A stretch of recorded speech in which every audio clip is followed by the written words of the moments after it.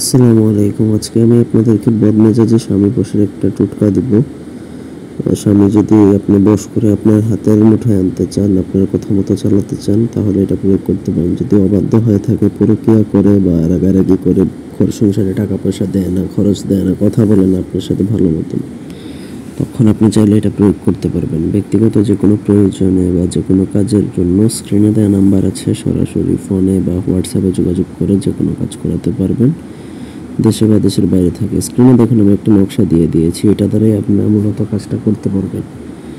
তো এই নকশাটা আপনাকে জাফরান কালি দ্বারা লিখতে হবে ভোজপাতার মধ্যে, রবিবার দিনে, ঠিক আছে? নিচে স্বামীর নাম, স্বামীর মায়ের নাম, স্ত্রীর নাম এবং স্ত্রীর মায়ের নাম লিখতে হবে। এটা স্ত্রী করবে সাধারণত স্বামীর জন্য, সেক্ষেত্রে যে কোনো একজনের নাম আগে পরে হলে কোনো অসুবিধা নেই, ঠিক আছে?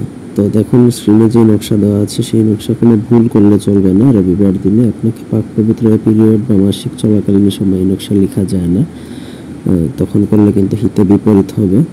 আর নকশা যেই কালির কথা বলা হয়েছে সেই কালি দিয়ে সেই কাগজেই লিখতে হবে। ভোজপাতার মধ্যে আপনাকে জাফরান দ্বারা লিখে তারপরে আপনাকে সেই নকশাটা পানিতে ডুবাবেন বা ধুবেন। ধোয়ার পরে সেই পানি একাধারে 11 দিন আপনারা দুজনে মিলেই খাবেন। স্বামীও খাবে, স্ত্রীও খাবে, অসুবিধা নেই, খেলে কোনো অসুবিধা হবে না। একাধারে 11 দিন যদি খাওয়াতে পারেন, তাহলে স্বামী ওই যে বশীভূত হবে সারা জীবনের জন্য, আপনার পায়ের তলায় হাতের মুঠায় চলে আসবে। তখন আর কিন্তু সে আপনার অবাধ্য থাকবে না। কিন্তু এটা প্রয়োগের পর তার সাথে কোনো অন্যায় আচরণ বা কোনো খারাপ আচরণ করবেন না, সেক্ষেত্রে তার মানসিক সমস্যা হতে পারে। তো এই ছিল আজকের ভিডিও। ধন্যবাদ সবাইকে।